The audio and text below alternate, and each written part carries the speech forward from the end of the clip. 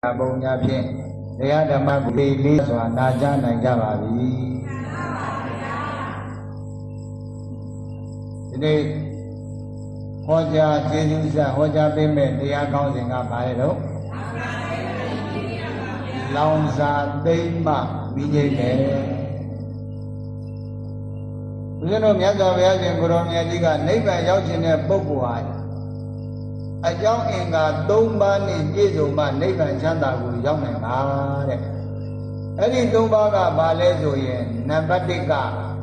ကံလို့ခေါ်တယ်နံပါတ်၁ကဘာလဲတော့အင်္ဂါ၃ပါးနဲ့ညီညွတ်မှအင်္ဂါ၃ပါးနဲ့ပြည့်စုံမှနိဗ္ဗာန်ချမ်းသာကိုရောက်နိုင်တယ်တဲ့နံပါတ်၁ကအဲ့ဒီနံပါတ်၁ကဘာလဲတော့ကံရဲ့နံပါတ်2ကဉာဏ်နံပါတ်2ကဘာလဲတော့နံပါတ်3ကဝီရိယတဲ့နံပါတ်3ကဘာလဲတော့ဒီငါ3ပါးနဲ့ပြည့်စုံမယ်ဆိုရင်နိဗ္ဗာန်ချမ်းသာကိုရနိုင်တယ်တဲ့နိဗ္ဗာန်ချမ်းသာကိုရောက်နိုင်တယ်တဲ့အင်္ဂါဘယ်နှပါးနဲ့ပြည့်စုံရမှာလဲအဲ့ဒီအင်္ဂါ3ပါးဘာလဲဆိုရင်ပြန်ပြောကြည့်ပါဦးကံရဲ့ဉာဏ်ရဲ့ဝီရိယရဲ့ပြန်ပြောကြည့်ပါဦးကံရဲ့ဉာဏ်ရဲ့ဝိရိယရဲ့ဒီငါ၃ပါးနဲ့ပြည့်စုံမှယောဂီတို့ဦးဇင်းတို့နိဗ္ဗာန်ချမ်းသာကိုရောက်နိုင်မယ်ဟုတ်လားဟုတ်ပြီကံတစ်မျိုးပဲနဲ့တော့ဉာဏ်နဲ့ဝိရိယမပါဘူးဆိုရင်နိဗ္ဗာန်ချမ်းသာရနိုင်မှာမလားကံတစ်မျိုးတည်းနဲ့လည်းမရနိုင်ဘူးတဲ့နောက်တစ်ခါ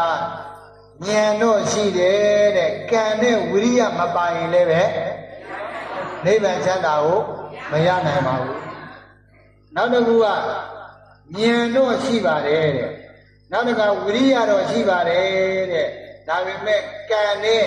ဝိရိယနဲ့ကံနဲ့ဉာဏ်နဲ့မပါဘူးဆိုရင်နိဗ္ဗာန်ချမ်းသာရနိုင်မှာမလားမရနိုင်ဘူးတဲ့ဒါကြောင့်မလို့